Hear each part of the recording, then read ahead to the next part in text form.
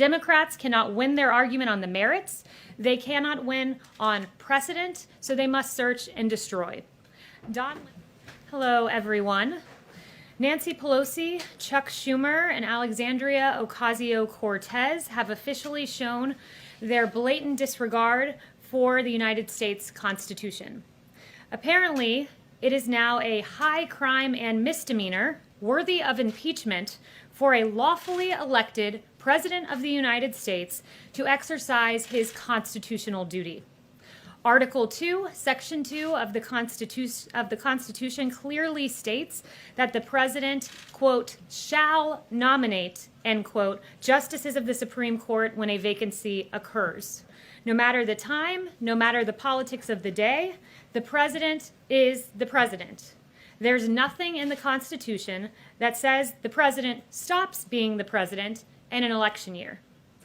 The President has already appointed 2 strong conservative justices to the Supreme Court, justices who will interpret the Constitution as written. Now, he will nominate a 3rd. As Senator Ted Cruz reminds us, we're 1 vote away from seeing our religious liberty votes stripped away, from our free speech stripped away, from our Second Amendment being stripped away. Just 1 vote. Contrast the President's solemn constitutional duty with Democrats' search and destroy politics. Nancy Pelosi has vowed to attack the President with, quote, arrows. Speaker Pelosi will not rule out impeaching this President for doing his job, for fulfilling his constitutional obligation. AOC said that impeachment is an option, quote, on the table, while Chuck Schumer stood by, nodding approvingly. The plan of House Democrats is so rabidly radical that even Democrat Senator Tim Kaine has rebuked the idea, calling the idea of using impeachment to delay a Supreme Court vote, quote, foolish. Some Democrats already have a backup plan if they don't get their way on this nomination. Congressman Joe Kennedy said if he holds a vote in 2020, we pack the court in 2021. It's that simple. Senator Ed Markey went further. No Supreme Court vacancies filled in an election year, he said. If he violates it when Democrats control the Senate in the next Congress, we must abolish the filibuster and expand the Supreme Court. Senator, the President is elected to a 4-year term. You cannot unilaterally reduce it to 3 years. The President is the President. Democrats cannot win their argument on the merits. They cannot win on precedent, so they must search and destroy.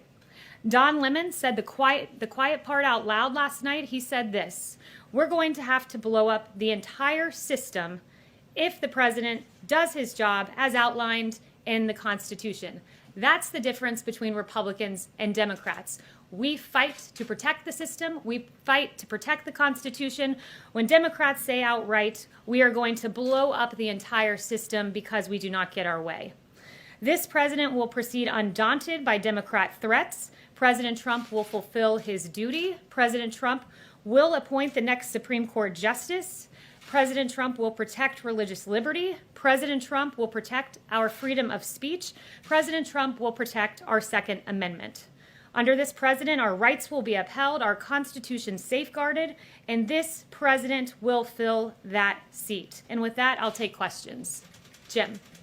Kayleigh, as you know, the country has hit 200,000 deaths from the coronavirus.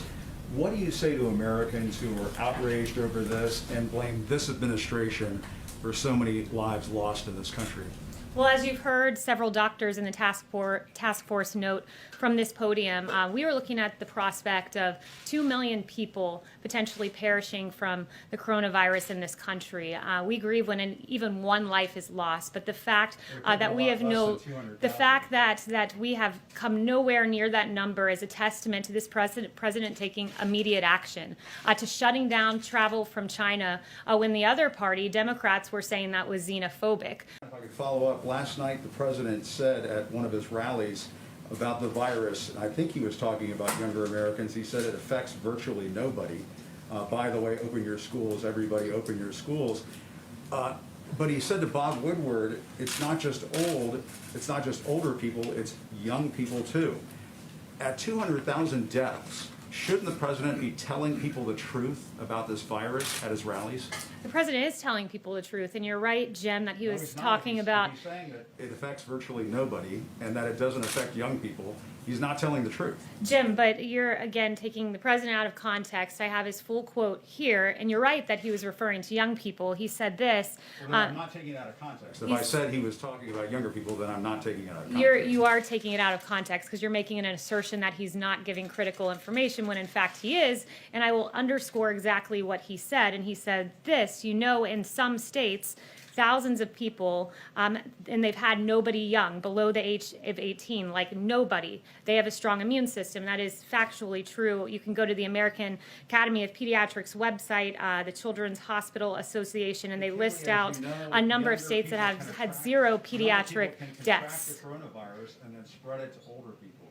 And We've known this since the very beginning. And for the President of the United States at 200,000 deaths to go out to his rallies and say something like it virtually affects nobody and that in some states it's not affecting young people, that is glossing over the fact and really diminishing the fact that young people can catch this virus and spread it to older people. Younger people can also be sickened and killed by this virus. Jim, do you have the quote there with you? I have the quote here, yes. Yes, it is exactly as I just read it to you, that in several states they have had zero pediatric deaths. I have the entire list here: Arkansas, Delaware, District of Columbia, Iowa, Hawaii, Idaho, Kansas, and the list goes on. And as you may not know, Jim, the COVID has a 0.01% mortality rate for people under the age of 18. So it is not a disease that affects young people in the same way as older people, which is the exact point the president was making last night. The country has hit 200,000 deaths from the coronavirus. What do you say to Americans who are outraged over this and blame this administration for so many lives lost in this country? Well, as you've heard several doctors in the task force note from this podium, we are looking at the prospect of 2 million people potentially perishing from the coronavirus in this country. We grieve when even one life is lost, but the fact that we have that we have come nowhere near that number is a testament to this president taking immediate action, to shutting down travel from China when the other party, Democrats, were saying that was xenophobic, for shutting down travel for Europe, for developing landmark therapeutics that are working like remdesivir. And when you look at the fact that excess mortality, Europe has experienced a 28% higher excess mortality rate than the United States, it's a testament to the hard work done by the task force and this president.